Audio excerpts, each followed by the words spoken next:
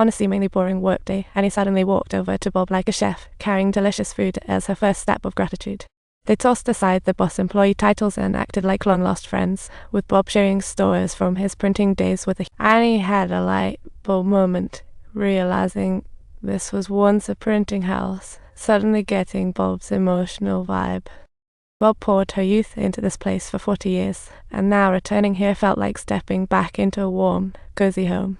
Day, she morphed back into that enthusiastic young employee, casually chatting with Annie, almost like they were on vacation. Annie was shocked to see Bob trying to open social media on the computer, utterly confused about registration. Taking initiative, she snapped a profile pic for Bob on her phone, filling info as if making a resume. Marital status to favorite, books and movies. Annie was amazed to find they had so much in common, despite a 40-year age gap. Chatting with someone as seasoned as Bob felt refreshing, making Annie feel at ease enough to doze off in the car. Overnight, Annie completely dropped her reservations about Bob and began to admire this unique elder who was truly a seasoned pro. Bright and cheerful the next morning, Annie was shocked to find a stranger behind the wheel when she got in the car. Instant regret. The new driver didn't know the way, like a lost lamb. During the drive, they nearly had an accident, and it was Annie who had to take the wheel to get them safely to the office. Rushing to find Bob, Annie apologized for her rash decision the previous night, and Bob just smiled back with an understanding gaze. Bob's desk got moved right next to the secretary's, and Annie instructed that all data should first go through Bob, sending the secretary into a dramatic meltdown. After working her tail off as a grad from a prestigious school, she suddenly felt overlooked by the boss, which felt totally unfair. Bob read the secretary's vibes like a book, explaining she wasn't trying to steal the spotlight, just wanting to contribute to the company. With Bob's patient reassurances, the secretary's heart slowly found calm again as she reconsidered her own worth. One day, Bob sauntered into the boss' office with her findings and realized there were major issues with their ad spending. She highlighted how low-performing regions spent more, while high-performing areas got a meager budget. A tragic comedy of resource allocation. Bob laid out her discoveries to Annie with detail and sprinkled in some gems of wisdom, emphasizing these findings were thanks to the secretary's data.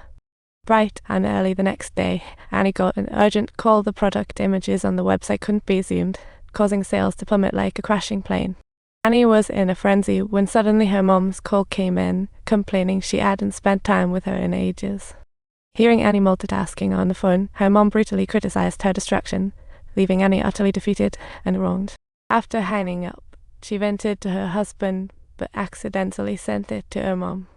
When she got to work, it hit her. She realized her mistake and felt even more anxious, knowing her mom wasn't stable emotionally. She rushed to tech support to find a way to delete the email, only to get a shake of the head, a true nightmare. Just when Annie was on the brink of despair, Bob had a brilliant idea. Let's steal the computer before Mom gets home. Totally genius. With no time to waste, Bob and a few colleagues rushed to Anna's mom's house and found the key hidden under a flower pot. Upon entering, they found an alarm she sent to find the computer while calling Annie for the password. Annie thought her mom was too stingy for a security system, but she was wrong. Just as they were about to borrow the computer, a deafening alarm blared, instantly waking them all up. Bob regained her composure quickly, urgently directing everyone to evacuate, while those outside were blissfully oblivious to the commotion. It wasn't until a hefty colleague leaped onto the hood that they noticed, and ultimately saved Annie. To show her gratitude, Annie invited everyone to the bar to celebrate, but as the drinks flowed, she began to lose her cool and rant about work. All her pent-up stress erupted like a tidal wave, and she was on the verge of an emotional explosion. Seeing this, Bob stopped the party. Outside, Annie couldn't hold it and was a party pooping drunk. Bob kindly handed her a handkerchief, gently patting her back like a caring mom, making Annie drop all her pretenses. To others, she was the epitome of a successful woman, yet the cost was sacrificing time with her daughter and family. At the pinnacle of her career, she often felt isolated and lost, struggling to juggle both work and family life. Bob quietly listened, supporting Annie in everything she deemed valuable and worthwhile. That day, while picking up Annie's daughter, Bob unexpectedly saw Matt get into another woman's car, flooding her with mixed emotions.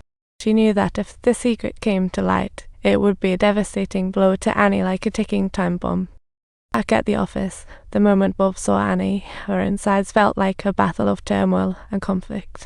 Yet Annie remained oblivious, excitedly telling Bob she was off to San Francisco the next day to meet another CEO candidate.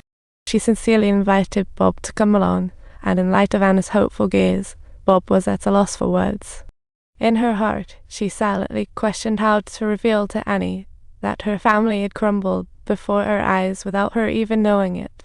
Ultimately, she suppressed her inner turmoil and boarded the plane to San Francisco alongside Annie.